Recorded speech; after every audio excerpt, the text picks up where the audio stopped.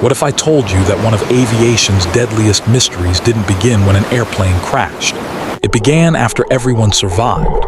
Imagine floating in the middle of the Atlantic Ocean, believing the worst is over, only to realize your real fight has just begun.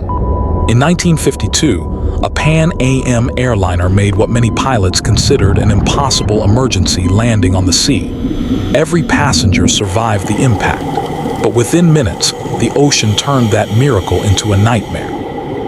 More than 70 years later, investigators finally found the aircraft deep beneath the Atlantic, along with a story that changed aviation forever. Good Friday, April 11, 1952. The morning sun rose over San Juan, Puerto Rico, just as it had countless times before. Inside the airport, families hugged each other goodbye, children laughed as they looked out at the aircraft waiting on the runway, and business travelers quietly checked their tickets. To everyone there, it felt like an ordinary holiday journey to New York. No one imagined they were about to become part of aviation history. Parked outside was a gleaming silver Pan American World Airways aircraft known as Clipper Endeavour. At the time, Pan Am represented luxury, reliability, and the excitement of modern air travel. Passengers boarded with complete confidence, believing they would arrive home in just a few hours. Some were returning to their families after Easter holidays, while others were traveling for work, completely unaware that this routine flight would soon become the most important story of their lives. On board were 69 people, passengers, pilots, and cabin crew, each carrying their own dreams, plans, and destinations. A young mother comforted her child near the window. Friends chatted across the aisle. Flight attendants welcomed everyone with calm smiles as the powerful engine slowly came to life. Outside, the propellers gathered speed, and moments later the aircraft accelerated down the runway before lifting gracefully into the bright Caribbean sky. For the first few minutes, everything unfolded exactly as expected. The coastline of Puerto Rico grew smaller beneath the wings, the ocean sparkled in the afternoon sunlight, and inside the cabin the atmosphere remained peaceful. It was the kind of flight people would normally forget the moment they reached their destination. But sometimes, history doesn't announce itself with a warning. Sometimes, it begins with a single sound that almost no one notices. A sound that, within seconds, would transform an ordinary holiday flight into a desperate fight for survival. The engines begin to fail, and the crew is forced to make a decision that no pilot ever wants to face. Only a few minutes had passed since takeoff when the peaceful atmosphere inside the cabin was suddenly interrupted by a strange vibration. At first, most passengers barely noticed it. Small movements and unusual sounds were common during flights, and no one had a reason to panic. But inside the cockpit, the pilots immediately realized something was terribly wrong. One of the engines had begun losing power. Before they could fully assess the situation, a second engine on the same wing failed as well. In an instant, the aircraft had lost half of its power. The cockpit fell silent except for warning alarms and the constant exchange of urgent commands between the pilots. They checked every instrument, tried every emergency procedure, and searched for any sign that the engines could be restarted. Nothing worked. Outside the windshield, the endless Atlantic Ocean stretched in every direction. There was no nearby runway, no airport, no safe place to land. Inside the cabin, passengers could now feel the aircraft slowly losing altitude. Conversations stopped. Children who had been laughing only moments earlier clung tightly to their parents. Some looked through the windows and noticed the ocean growing closer with every passing second. Others searched the faces of the flight attendants, hoping to find reassurance.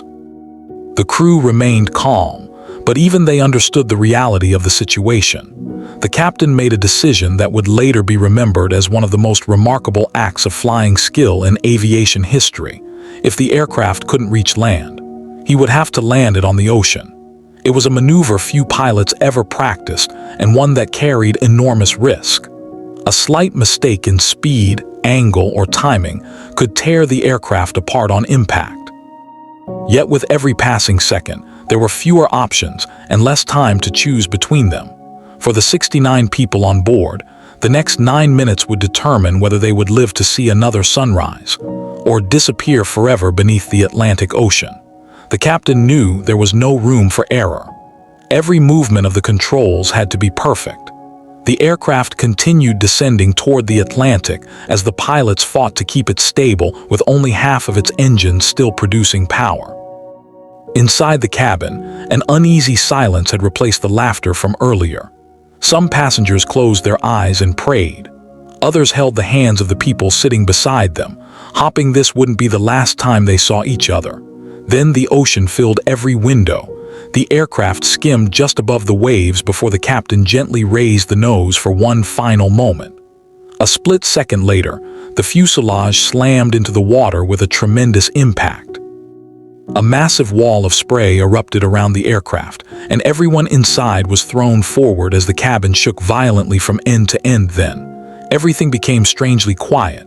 Against all odds, the aircraft had survived the landing. It wasn't breaking apart. It wasn't sinking immediately, it was floating. For a few incredible moments, relief spread through the cabin. People looked at one another in disbelief. They were alive. Mothers hugged their children. Passengers thanked the pilots. After facing what had seemed like certain death only minutes earlier, it felt as though a miracle had just taken place.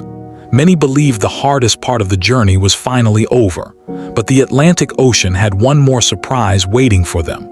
As the aircraft drifted across the water, tiny streams of seawater began slipping through damaged sections of the fuselage. At first, almost no one noticed. The water quietly gathered around the floor of the cabin, creeping forward inch by inch.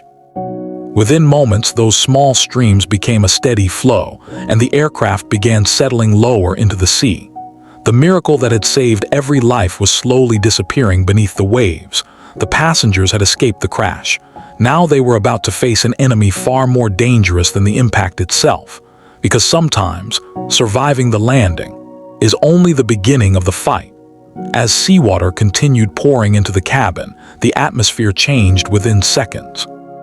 The relief that had filled the aircraft after the successful landing vanished, replaced by confusion and fear. The passengers could feel the floor beneath their feet growing colder as water spread through the aisle. The airplane was no longer simply floating, it was slowly sinking. The crew immediately began shouting instructions, urging everyone to leave the aircraft as quickly as possible. But there was one heartbreaking problem. In 1952, airlines did not provide the detailed pre-flight safety briefings we hear today. Most passengers had never been told where the life vests were stored, how to put them on, or which exits they should use during an emergency. And when panic takes control, even the simplest decision becomes difficult. People rushed into the aisles at the same time, searching desperately for a way out. Parents tried to protect their children while passengers pushed through the growing chaos. Some looked for life jackets but couldn't find them. Others found them but didn't know how to wear them correctly. Every passing second made the situation worse as freezing seawater continued rising inside the cabin. Fear spread faster than the water itself. Some passengers froze completely, unable to move as their minds struggled to process what was happening. Others made desperate choices, trying to escape through the nearest opening without realizing there were safer exits only a few steps away. The aircraft, which had felt like a place of safety just moments earlier, was quickly becoming a trap. Yet even in the middle of that chaos, extraordinary courage began to appear. Flight attendants refused to think about their own safety, guiding passengers toward the exits instead of rushing out themselves. Several travelers ignored their own fear to help complete strangers. Among them was a nurse who moved from seat to seat, pulling frightened passengers toward the doors and refusing to leave while others were still trapped inside. In disasters like these, history rarely remembers every name. But it always remembers one thing: the people who chose to help others, even when every instinct told them to save themselves first. As the aircraft settled lower into the Atlantic, the race against time had already begun. And within the next few minutes, dozens of lives would be lost, not because the airplane had crashed, but because escaping it proved even more difficult than surviving the impact. By now, the aircraft was sinking faster than anyone had imagined. The The cold Atlantic rushed through the cabin, swallowing row after row of seats as the airplane settled deeper into the water. Outside, rescue boats were racing toward the scene, but the ocean was moving much faster than they could. Inside the aircraft, every second had become a battle between survival and panic. Some passengers managed to find their way out through the emergency exits and jumped into the sea, desperately holding on to floating debris or inflatable rafts. Others were still trapped inside, struggling through the dark cabin as the water rose from their knees to their waist, and then to their shoulders. The freezing temperature stole their strength with every passing moment, while fear made it harder to think clearly. Yet, in the middle of that nightmare, remarkable acts of courage continued to unfold.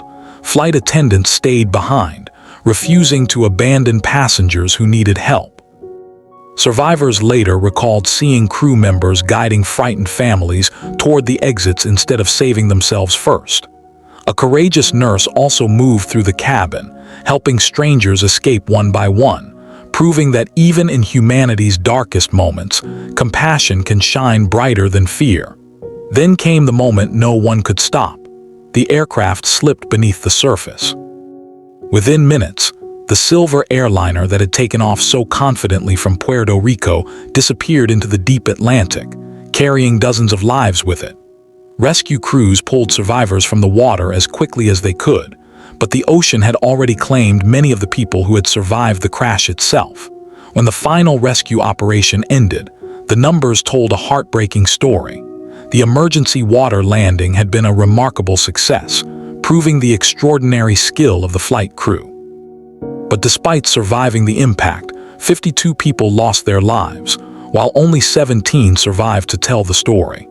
It was one of the most tragic reminders in aviation history that surviving an accident does not always mean surviving the disaster. Investigators would later reach a painful conclusion. The greatest enemy that day wasn't the failed engines. It wasn't the emergency landing. It was confusion, lack of preparation, and the overwhelming power of panic. That realization would soon force the aviation industry to ask a difficult question. Could those lives have been saved if passengers had simply known what to do? When the rescue operation finally came to an end, the tragedy was far from over. Families were left searching for answers. Newspapers across America questioned how an aircraft that had successfully landed on the ocean could still become the scene of such devastating loss. And aviation investigators began examining every detail of the accident. They weren't looking for someone to blame. They wanted to understand one simple question. What really killed 52 people? At first, many believed the failed engines were responsible. After all, without the mechanical failure, the aircraft would never have been forced onto the ocean. But as investigators interviewed the survivors, a very different picture began to emerge. Again and again, the same heartbreaking details appeared. Many passengers didn't know where the life vests were stored. Others had never been shown how to wear them correctly. Several people couldn't find the nearest emergency exit in the confusion, while some became trapped inside the cabin as panic spread faster than the rising water. The aircraft hadn't become a death trap because of the landing itself. It became one because, in those critical minutes afterward, most passengers simply didn't know how to escape. That discovery changed the entire investigation. The focus shifted away from the crash and toward something that had long been overlooked: passenger preparedness. Experts realized that modern aircraft had emergency equipment capable of saving lives, but that equipment was useless if people didn't know it existed or how to use it. In a life-threatening situation, fear could erase clear thinking within seconds. Without simple instructions, even intelligent people could become completely overwhelmed. The findings shocked the aviation industry. They proved that information could be just as important as technology. Knowledge could save lives just as surely as a skilled pilot. In the years that followed, airlines around the world introduced a new standard. Before every flight, passengers would be shown where the emergency exits were located, how to use their life vests, how oxygen masks worked, and exactly what to do if the unexpected happened. What many people now consider a routine safety announcement was born from painful lessons written in the waters of the Atlantic. Today, millions of travelers glance at their phones or stare out of the window while the safety demonstration plays. Few realize that those familiar instructions exist because history once proved what happens when people don't hear them. The tragedy of Flight 526 wasn't just another aviation accident. It became the reason every flight you board begins with a safety briefing. And while those changes help protect future generations, one question still remained unanswered. If everyone knew where the aircraft had gone down, why did it take more than 70 years to find it? As the investigation came to a close, the world believed the story had reached its end. The victims were mourned, the lessons were learned, and aviation safety began to change forever. But beneath the surface of the Atlantic Ocean, another mystery had only just begun. The aircraft had disappeared. Everyone knew the general area where it had gone down. Rescue crews had watched it sink, and official reports marked the location as accurately as they could. So it seemed like only a matter of time before the wreckage would be found. But the Atlantic had other plans. The ocean is never still. Powerful underwater currents move constantly, carrying sand, debris, and even massive objects across the seabed over time. Nearly 2,000 feet below the surface, there is no sunlight, no visible landmarks, and no human eye capable of searching the darkness. In 1952, technology simply wasn't advanced enough to explore that hidden world. Days turned into years.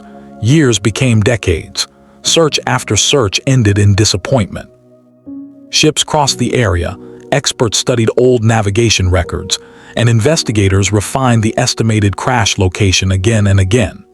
Yet every expedition returned with the same answer: nothing. Without a confirmed resting place, the aircraft slowly transformed from a known accident into a forgotten mystery.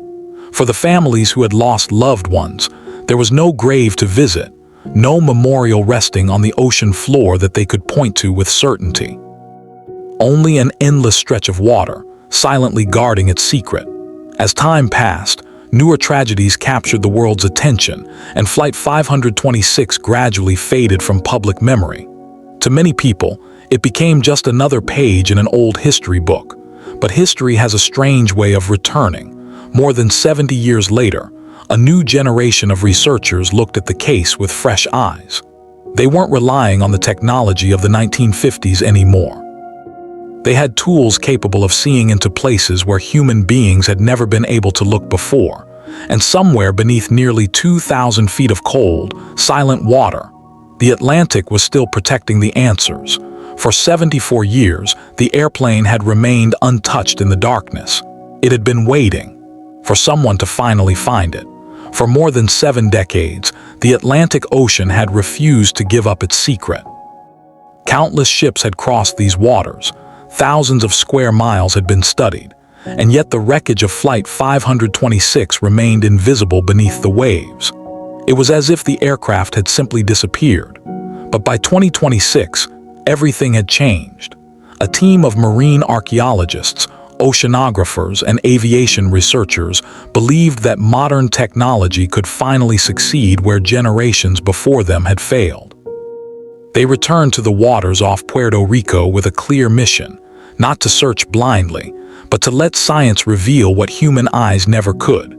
The research vessel moved slowly across the ocean, while advanced sonar systems sent thousands of sound waves deep into the darkness below. Every echo that returned helped build a detailed 3-dimensional map of the seafloor. Then came the next step. An unmanned underwater vehicle was lowered into the Atlantic. Silently, it descended through layer after layer of black water. Sunlight disappeared. The temperature dropped. The pressure increased until it reached nearly 2,000 feet below the surface, where no diver could safely explore. At first, the cameras captured nothing but sand, scattered rocks, and the endless silence of the deep ocean. Then, a long metallic shape slowly emerged from the darkness. The operators leaned closer to their screens. As the vehicle approached, broken wings became visible, then engines. Then the unmistakable outline of an old propeller-driven airliner, and finally, a faded Pan-American emblem still attached to the fuselage. After 74 years, Flight 526 had finally been found. The aircraft rested on the ocean floor in two major sections, remarkably preserved by the cold, dark environment. Time had covered it with marine life, but it had not erased its identity. For the families of the victims, it was more than a discovery. It was a place. A final resting place. A chapter of history that had finally been located after decades of uncertainty. Yet even as researchers celebrated the discovery, they understood something important. Finding the wreck didn't erase the tragedy. It simply allowed the world to remember it properly. Sometimes, history isn't waiting to be rewritten. It's waiting to be found. The discovery of Flight 526 made headlines around the world. For many people, it seemed like the mystery had finally been solved. After 74 years, the missing aircraft had been found, its resting place confirmed, and one of aviation's oldest unanswered questions had finally received an answer. But for those who had spent years studying the tragedy, this discovery meant something much deeper. As high-definition cameras slowly explored the wreckage, every damaged section of the aircraft told part of the story. The torn fuselage, the separated wings, the engines resting silently on the ocean floor. Everything remained almost exactly where the Atlantic had claimed it decades earlier. Time had covered the aircraft with coral, shells, and marine life, but it had not erased the evidence. For investigators, the wreck wasn't simply twisted metal. It was a silent witness. Every crack, every broken panel, and every piece of debris helped confirm what had happened during those final minutes above the ocean. The emergency landing had been remarkably successful. The aircraft hadn't been destroyed on impact. Instead, it had remained afloat long enough to give everyone on board a chance to escape. That realization made the tragedy even more heartbreaking, because the disaster wasn't caused by the landing itself. It was caused by what happened afterward. The ocean had become the final enemy. For the families of the victims, the discovery brought emotions that words could barely describe. Some had spent their entire lives wondering where their loved ones had disappeared. Others had passed away without ever knowing the aircraft's final resting place. Now, after more than 7 decades, they finally had something they had never truly possessed before: closure. Not because the pain had disappeared, but because the silence finally had a location. Today, Flight 526 rests nearly 2,000 feet beneath the Atlantic, untouched by the noise of the modern world. It is no longer just an airplane lost at sea. It is a memorial, a reminder that behind every aviation accident are real people with families, dreams, and futures that were suddenly taken away. And perhaps the greatest lesson wasn't hidden inside the wreckage at all. It was hidden in the changes that followed, changes that continue protecting millions of passengers every single day. Because sometimes, history's greatest discoveries are not about finding what was lost. They're about remembering why it should never happen again. Today, when you board an airplane, everything feels routine. You find your seat, place your bag in the overhead compartment, fasten your seatbelt, and wait for takeoff. A few moments later, the cabin crew begins the safety demonstration. Most passengers barely pay attention. Some put on their headphones. Others scroll through their phones or look out of the window, assuming those instructions will never matter. But every word spoken during that briefing exists because history demanded it. The tragedy of Flight 526 became a turning point in aviation safety. Investigators reached a painful conclusion. Many of the people who lost their lives didn't die because the aircraft hit the ocean. They died because, in the most terrifying moments of their lives, they didn't know how to escape. Fear overwhelmed them, precious seconds disappeared, and confusion became deadlier than the mechanical failure itself. That realization changed the aviation industry forever. Airlines around the world began introducing mandatory passenger safety briefings before every flight.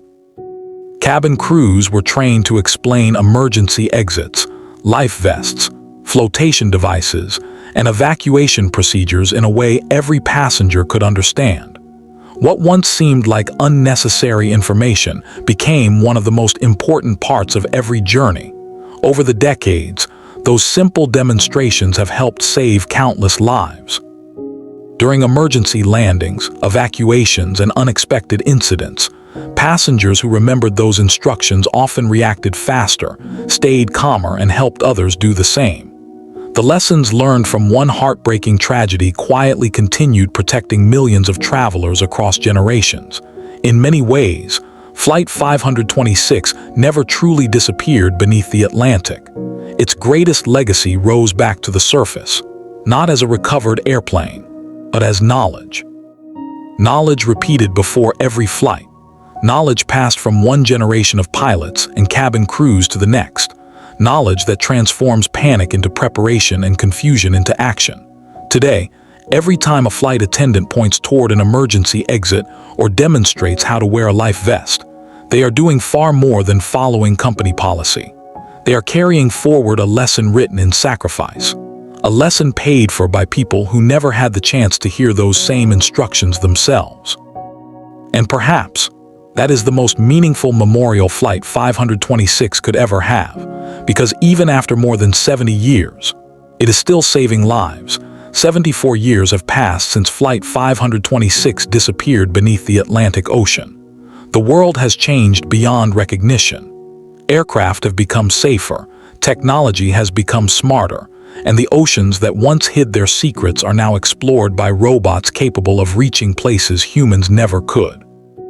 Yet when the wreck was finally found, it didn't feel like the end of a mystery. It felt like the beginning of a conversation that had been waiting for generations. If you could stand above the exact place where the aircraft now rests, the ocean would look calm and ordinary. Gentle waves would roll across the surface, giving no sign of what lies nearly 2,000 feet below. But beneath that peaceful water rests more than a broken airplane. It rests a moment that changed aviation forever. A moment that reminds us how quickly hope can turn into fear, and how knowledge can become the difference between life and death.